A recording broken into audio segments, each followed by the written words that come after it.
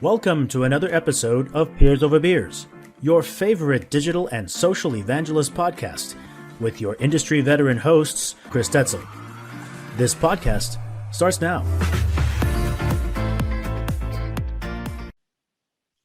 All right. Well, welcome to another Peers Over Beers. I'm Chris Detzel, and we do have a special guest, Jake McKee. He's the founder of Dinner 5 at Jake McKee Consulting. Did I get that right, Jake? You did. Absolutely. Oh, sweet. Well, welcome to Peers Over Beers. Well, thanks for having me. It's been a while. Been a while coming, I should say. It's been a while coming because actually, I don't think we've ever had you on Peers Over Beers, and really glad that you got to come on. Tell us a little bit about this Dinner 5 thing, because that's how, it's not really how we met, but I've been to a couple of those and really have enjoyed Dinner 5.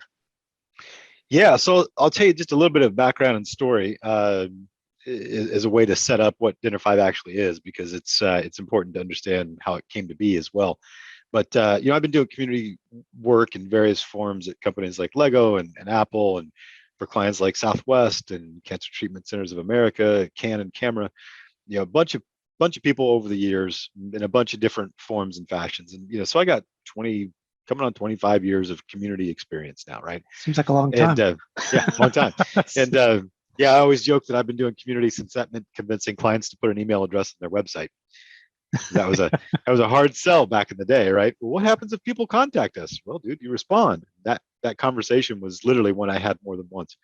But after doing it this long, a couple of years back, I had left two different events, one right after the other, and there was a lot of really great content, but it was all very targeted to the folks who were showing up, which were people had been in the industry a few months or maybe a few years.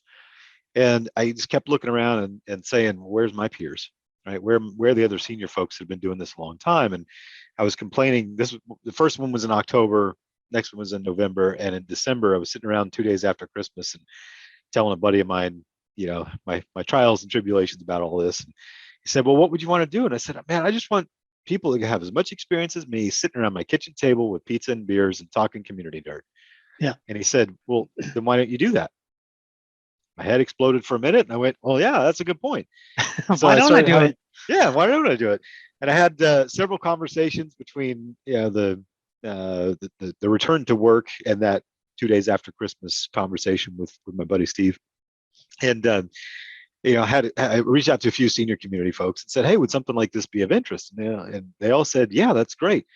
And I tried very hard to convince them to do it. Nobody said, sure, I'll pick up the mantle. They all said, great, when you start it, I'll be happy to join. And I was, and I guess I got to start it now, right? Yeah. And so January 15th or something, 20th, somewhere in there, that year, had the first Dinner 5, and it was in person. Did in-person events for a year, and then pandemic hit. I've been doing virtual events for the last 2+ years now. But 5 senior leaders that run community programs. Yep. Get together in the cone of silence. Every event I've done has had some form of food at it, even in the early days of the pandemic. And nowadays we're doing virtual. I'm starting to plan back to some amount of in-person, but honestly the virtuals have been working really well.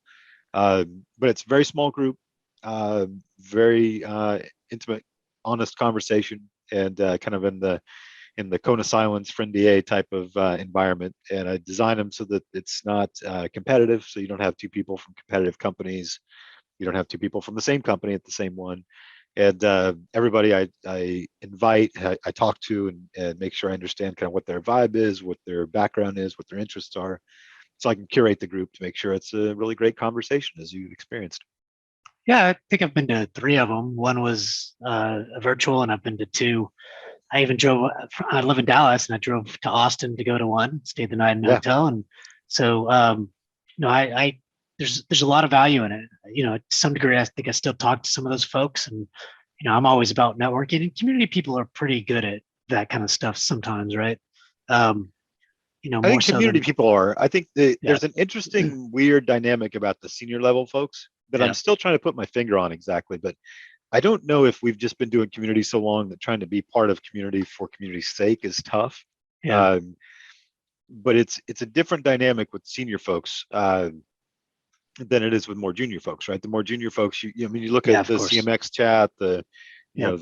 the C Club chat, all those. There's a lot of activity there, but it's a lot of more early on questions. I don't want to say basic because Yep. they're tough questions, but they're more early on in your career questions, and not always, of course, but there's a lot of that, and that's part of where like our Slack that's just for the Dinner Five alumni. Yeah. There's a lot of questions that get asked there that are very big questions. Yeah, a little harder to solve the problems. Yeah, exactly. So, they kind of only apply if you're running a program, right? Yeah. And who do you reach out to? Because most of the time, there's not a lot of other community people in your company, much less a peer that understands community challenges at a senior level, at a director level, right? Yeah. So basically, I guess the way it works, and it's probably a good kind of thing for our audience is, you just basically get 5 people together, either virtual, as of recent, the last couple of years at least, but doing some on-site stuff, and just have a quick conversation around dinner. And I'll tell you what, the dinners that you do are, I mean, a couple of times this one dude just sat there and cooked some stuff, had some wine. I mean, it was awesome. Like, I can't believe he does this. It's really cool. So you made it a really nice experience, and it was a lot of fun to really get to connect with leaders at the same level, right? And as I've progressed in the years, even as a community leader, like you find even later that those conversations are super important, because there's a lot of things that you're not, you might not know you'll run into. So if I run into, so I've been talking to like Nicole Saunders as of late. She's the director of community at Zendesk. She's had that community for 5 years, and so she's grown a team. She's really scaled their community, and so she has a lot to offer. So me connecting with her, even on Peers Over Beers, but having those higher level conversations to figure out some things that I can go do, in my own organization, because we have similar communities, if you will, is just amazing. You know what I mean? So, and you're doing a great job of facilitating those conversations, getting those senior level type people together, which I think is important, because it's not always easy to find, so, and you've done a good job of finding those. Yeah, thanks. I appreciate it. Part of the events are free. They're sponsored by folks like Vanilla Forums and now Vanilla Higher Logic. They've been an amazing sponsor Vanilla from the Logic. beginning. Yeah, exactly. Common Room has also pitched in, Southwest Amplifier, some great folks, right? And I couldn't do it without them because the events are free. The price of admission, I always say, and you've heard me say this several times, is bringing others with you, right? Because that's the whole goal here, is to try and bring along people like us, right?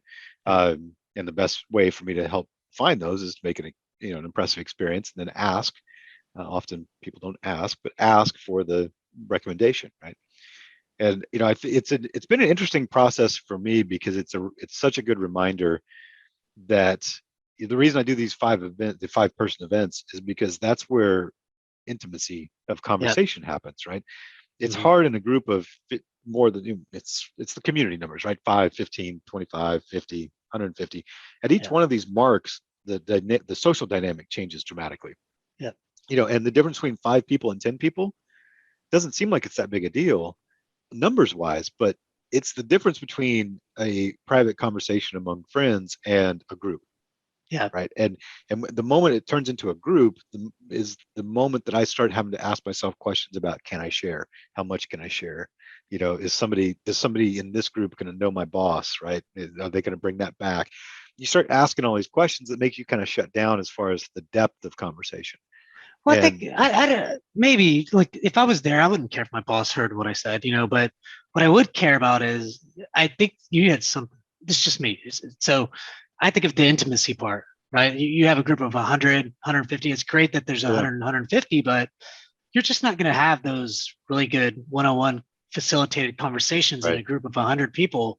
And you can't get as intimate, and you can't get as much stuff as you would like, you know what I mean? So I understand completely. And At I completely 150, agree. you don't have much time for yourself at all, right? You don't have much time to Yeah. How bring your do you get problems your up, stuff much less out? go into depth. Yeah, Exactly. Somebody, those things are more for like presenting some stuff that might be interesting and in different right. ways, but I love it, man. I mean, you're doing a great job, and I applaud you for, continuing it for like 3 years now or longer. Just over 3 4. years. Yeah, it's Yeah. crazy. So, I mean, I just thought when you first did, I was like, I don't know, but you've done a good job of getting sponsors to really help that, and they're more. A couple of them are community sponsors, right? And so it's cool stuff, man. Right. I love it. Yeah, and I have to say, that's one of the interesting things about this this whole process has been, with when I went to Vanilla at the beginning of this process and said, "Hey, I've got this idea," or Common Room, who's been one of the more recent additions this year to the sponsorship fold. When I told either one of them, I've got this event. It's only 5 people, but it's the right 5 people. They both teams instantly went, "Yeah, okay, we understand." Yeah. And I've talked to other folks that had a real hard time saying yes to the sponsorship because they were saying, "Well, that's not enough numbers." Yeah. And I kept, even though I'd say, "Well, yeah, but 500 people funnels into 5 people that you want to talk to, really." Yep. Or 5,000 people funnel into 5 people you actually want to talk to. I'm just going to give you the decision makers in the first place. And Vanilla and Common Room both did a great job of seeing that vision, and I'm really proud that they've been along the journey with me. Yeah, maybe I should start thinking of some sponsors or something to help Peers Over Beers. I'm not really pushed that at all. You know what I mean? So, anyways, so I know there's a topic that we wanted to talk about today, besides Dinner 5, which is a great topic and a great thing that you're doing there. So, why don't we talk a little bit about? Well, you kind of mentioned it, and I'll let you explain it. How about that? Yeah, well, so one of the things that I've been noticing more lately is, let me rephrase it. One of the things I'd like to see our industry do more of is looking at our journeys, right? We see this all the time when you look at, when you talk to UX UI folks, when you talk to marketing folks, right? They're real big on, marketing folks love the touch point maps, that understand where are my communications hitting at all the right points, right? Which where I do we love need it. Yeah, they're great. And I think, one of the things that I'm seeing more of, and I'm starting to spend more time on. So I do consulting, right? I come in, I joke, I'm the Mr. Wolf for the community industry. You got a problem, I help you come fix it. Yep. And what I'm seeing more and more as we try and fix those things is how much back to the basics need to take place, right? Because if your community is struggling with engagement, for instance, just to pick that one, that's a pretty common one, right? Everybody wants more engagement. I started asking some basic questions with new clients, like, how do people get into the community in the first place? Where do they come from? How do they go from, okay, you've got a customer community, how do they sign up? Mm-hmm. And I'm always surprised, and this isn't any one client or even my clients, I'm hearing it from others as well, that even though some of those basic questions are at least vague, if not unclear altogether, right? What do they say? Because I'm interested in that. If they don't know where to go get them, and like I'm trying to understand, like, if you're building a community, it's you build it, they're not going to come. It just doesn't happen. You have to tell people about your community in a bunch of different and I mean ways. even more fundamentally than that. I mean even looking at how does how are you onboarding a new customer? So let's say you get a new customer into the community. Yep. Sorry, let me rephrase that. You get a new customer into your company. Yep. Love it. What are the emails that they get onboarded with? Do those emails in the materials, maybe they even have physical paperwork, how much of that connects to community? How easy is it from them to take a picture, from an email that they get or a document that they get and be introduced to the community, the purpose of the community that sparks their interest to come over and log in. When they log in, how easy is it for them to actually go about logging in? Yeah. Right. Is there a delay there as you process stuff on the back end? Do they have, really onerous overhead of, password requirements? Is it easy to understand, that you're getting an email verification and your email verification system takes an hour or 2 hours to actually send the emails out, right? I mean, you look at the back end of your community? Is it, I mean, most platforms that are halfway decent should have some of that baked in, right?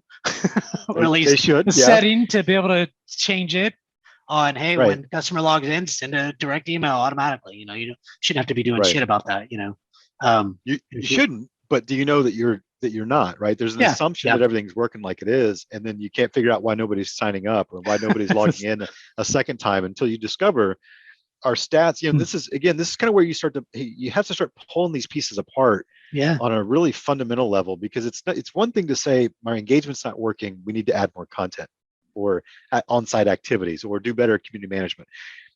But what I've been asking a lot more of lately is, sure, that's not untrue, but let's start back a couple of steps before that. Look at your stats, and if you're seeing people drop off between the first login and no second logins, why? Yeah. Are they able to actually log in? Yeah. Is that stat telling you that they have completed the password creation process, which is the first step? Or is there some glitch in that process that makes it easy to drop out of the workflow and never actually, you're tagging them when they log in, but they're not really logging in because they never complete the password completion process, which means they have a fundamental inability to log in a second time. Yeah. Because they have no password done, right? And then you start saying, okay, now we got to fix those fundamentals in order to know what's actually happening in the community, right? That's balance that understanding. I agree with you. I mean, but I think that's community management 101, right? Like when I think of, fair enough, like you need to make sure, if possible, people are engaging. Not everybody's going to engage in a certain way or engage the way you want to. As a matter of fact, as you know, most people don't, or if they do, maybe they're just looking at stuff. And that's stuff you can look at, in general on some of the back end of these community platforms. I do think I think that's absolutely right. So if, a customer logs in or a user logs into your community and doesn't ever log in again, and you're seeing a lot of that, maybe there's something there on, maybe they're not getting the email that they're supposed to. So I'll give you an example.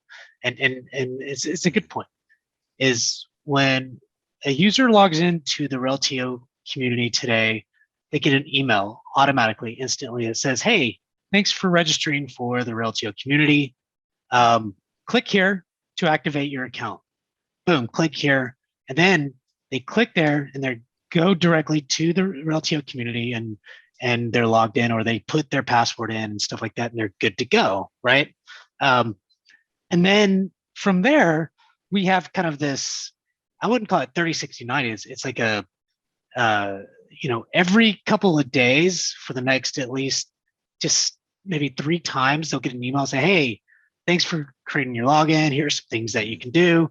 Hey, I see you haven't logged in 10 days, blah, blah, blah. So there's kind of this journey that you push as well to kind of make sure you're engaging with the customer in an automated way. You don't want to be doing this, manually to every single customer, right? So I think that, you have to create that journey to it's one tactic to push, and a very important tactic.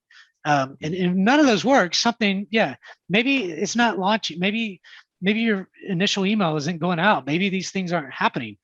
Do some testing, create a dummy login, create your Gmail account, a new account, login, and create, make sure the process is working.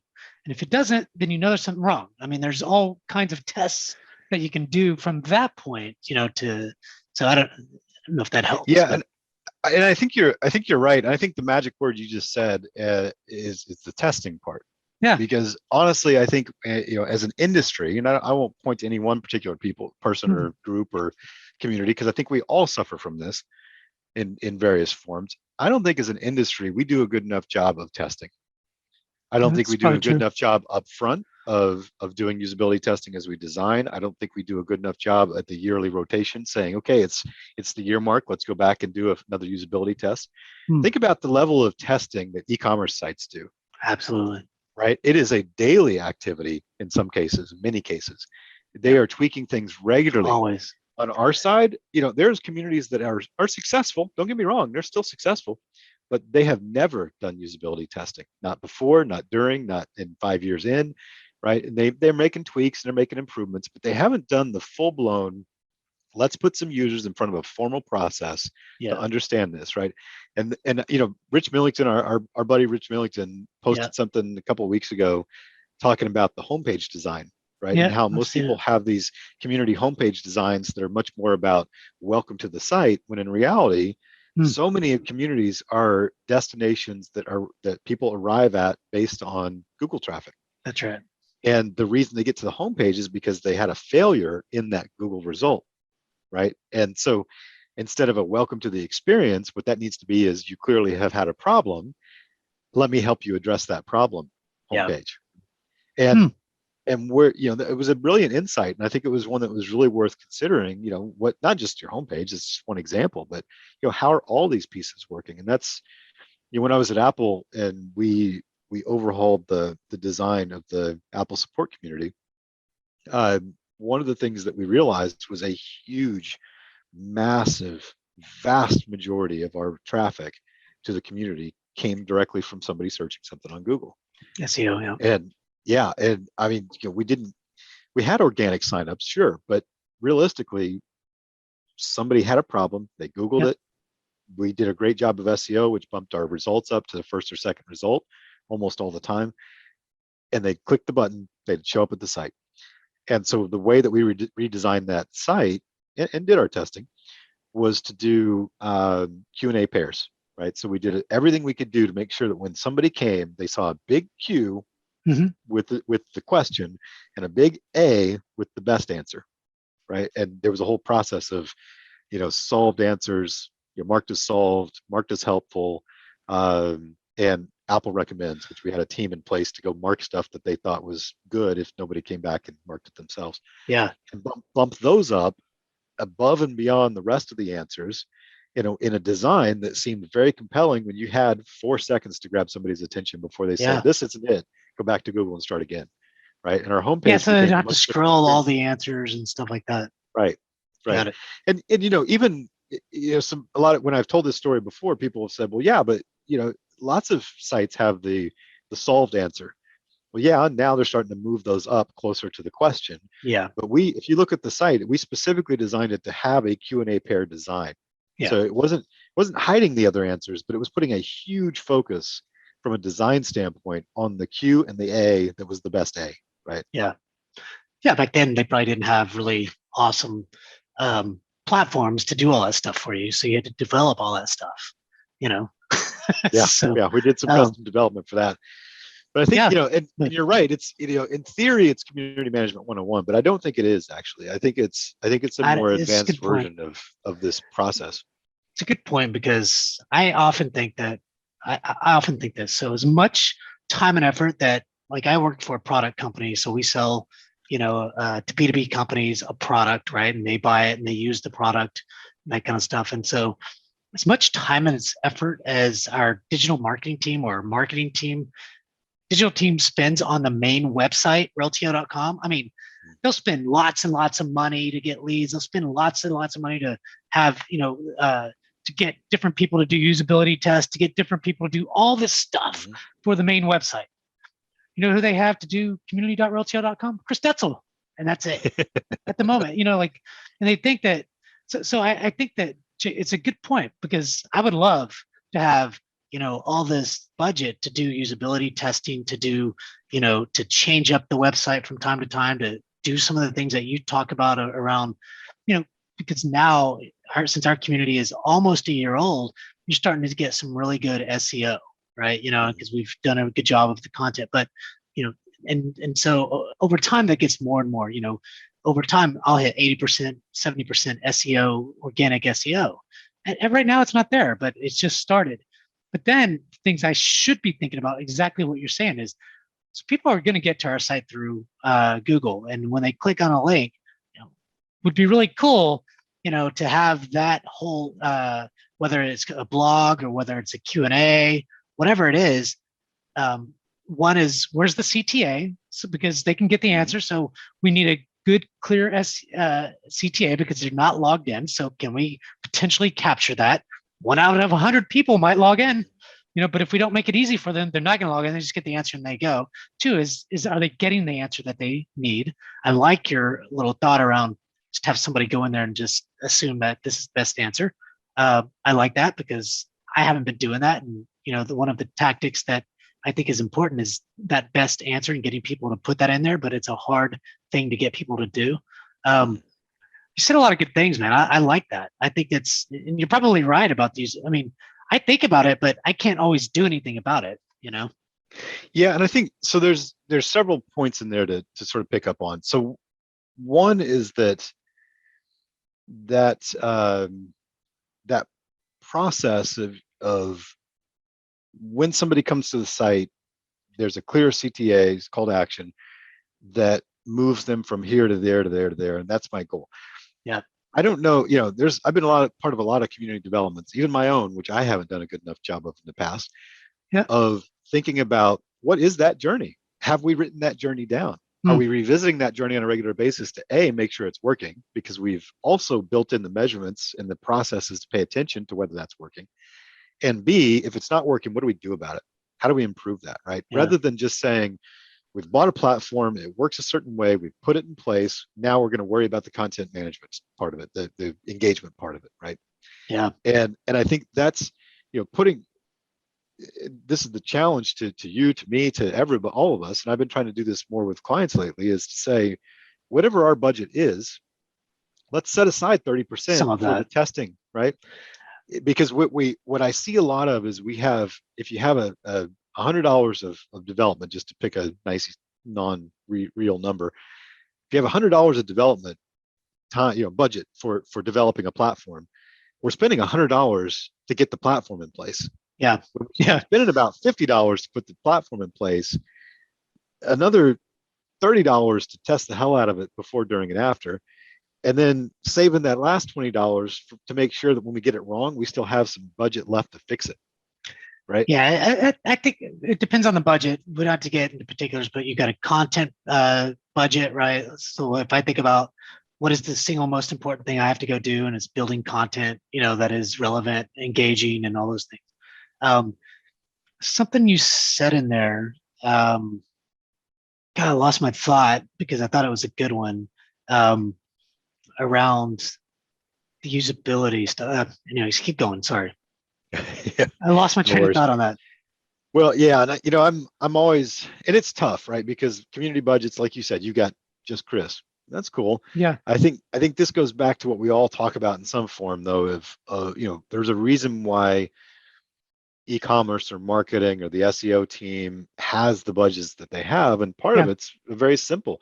They've justified the outcome of those budget spends. That's and right. so in order, I said I was going to do a thing, and I did the thing. If you give me 20% more budget, I can do 20% more output or 40% more output.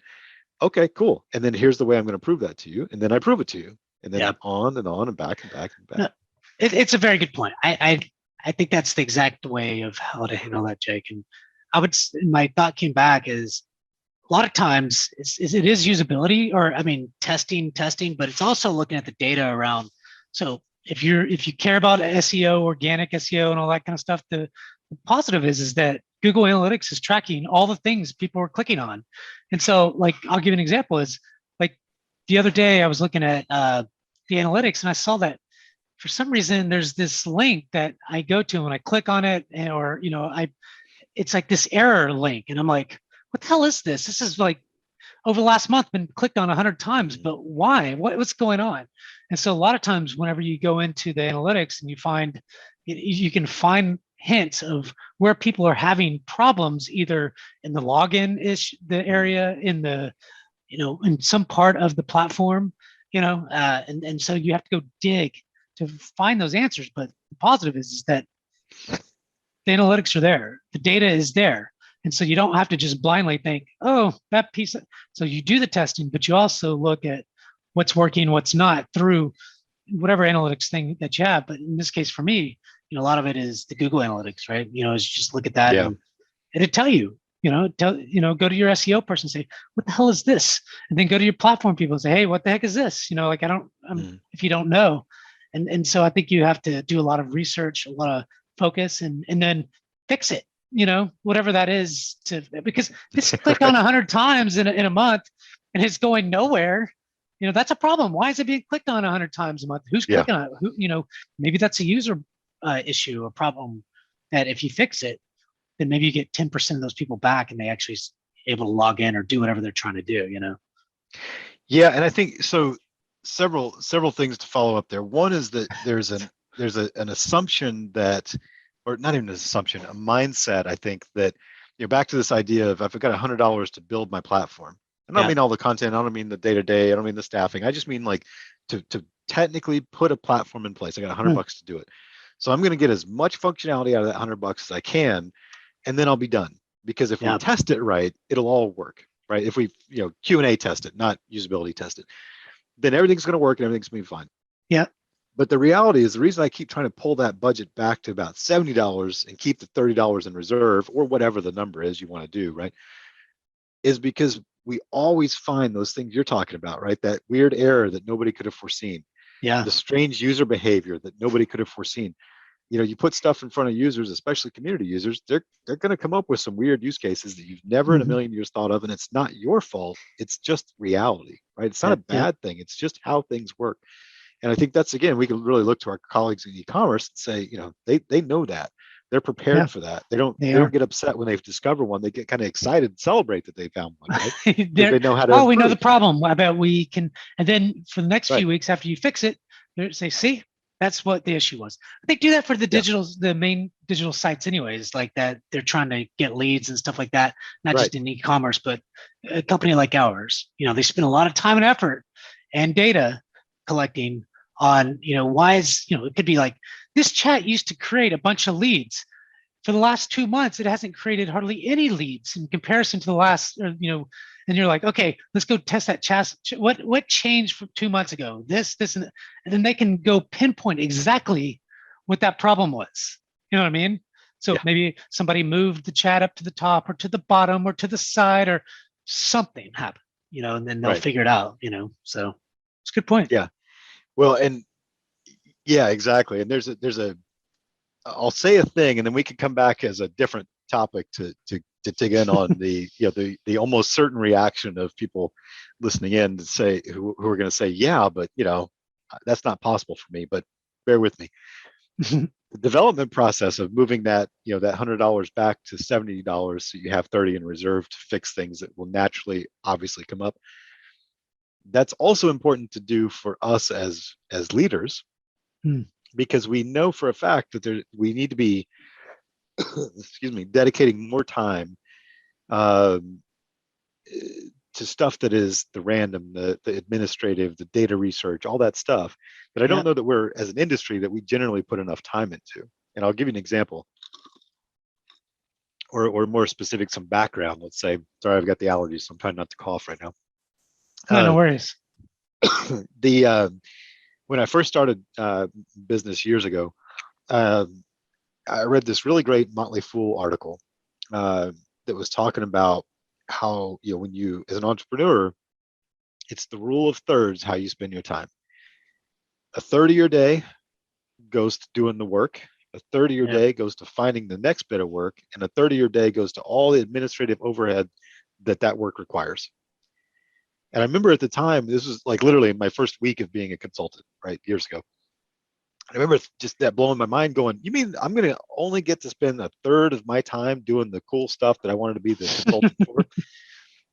But it's true. And it's, maybe the numbers aren't exactly right. It doesn't really matter. The point is, it's three components, right, that all have to be making up your workday.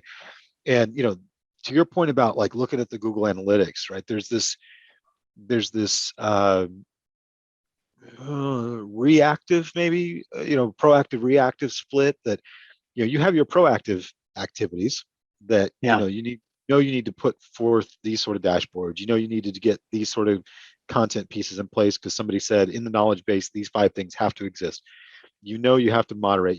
Those are the proactive things that you know about.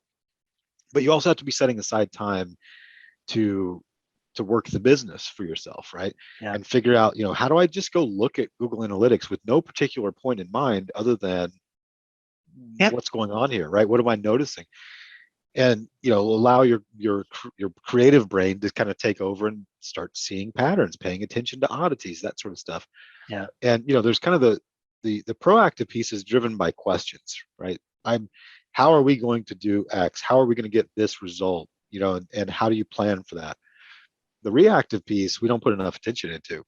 Mhm. Do you have 3 hours a week set aside to make sure that you're looking at Google Analytics and making sure that that's all where it should be and there's no oddities? Yeah.